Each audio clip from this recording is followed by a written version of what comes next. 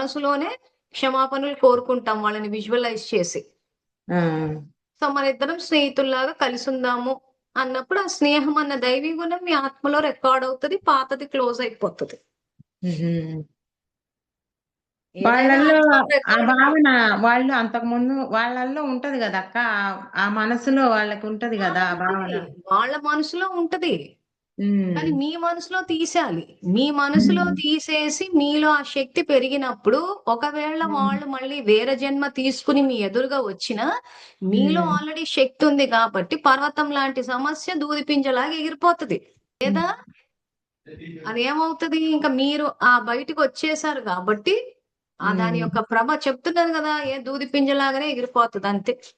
ఆహా! లేదు మీరు ఇంకా బాగా భగవంతుడికి దగ్గరయ్యారు, సహయోగ అయ్యారు, చేశారంటే ఏదో కలలో అట్లొచ్చి కలలో అనుభవం చేసి అది అటునుంచి అటే ఎళ్ళిపోతది. ఇంక కలలో వస్తే హుహు. ఏం పెద్ద తెలుస్తది. ఆ!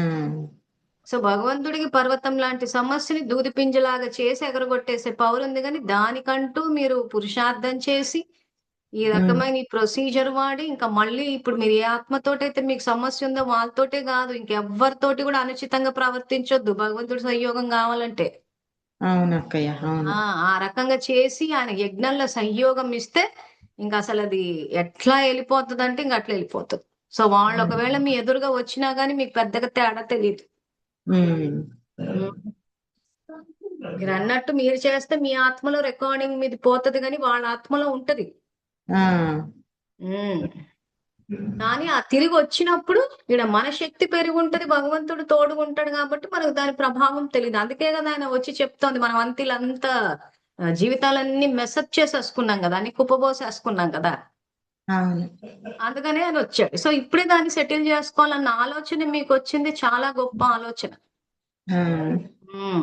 సబ్జెక్ట్ గూడా బాగా అర్థమైంది. అరె! నేను జేస్తే మరి వాళ్ళ ఆత్మలో గూడా ఉంటది గదా! అంటే ఉంటది. హ్మ్. కానీ మీ ఆత్మలో పాపం వినాశనం అయిపోయిందిక్కడ.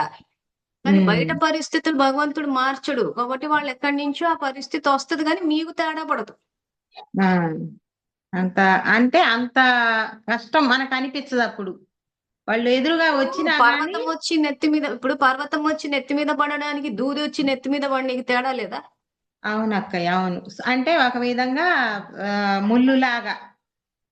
శూలం కంటే ముల్లులాగా. ముల్లు. సరే ఇప్పుడు ముల్లుతోటి గుచ్చుకొని జూడండి, శూలంతో గుచ్చుకుంటే తేడా తెలీదా? అవునక్కయ్య. అవును. ఆ! అసలు ముల్లుతో గుచ్చుకుంది అసలు పెద్ద గుచ్చుకున్నట్టే అనిపిచ్చదు. అవునక్కయ్య. అవును. హ్మ్.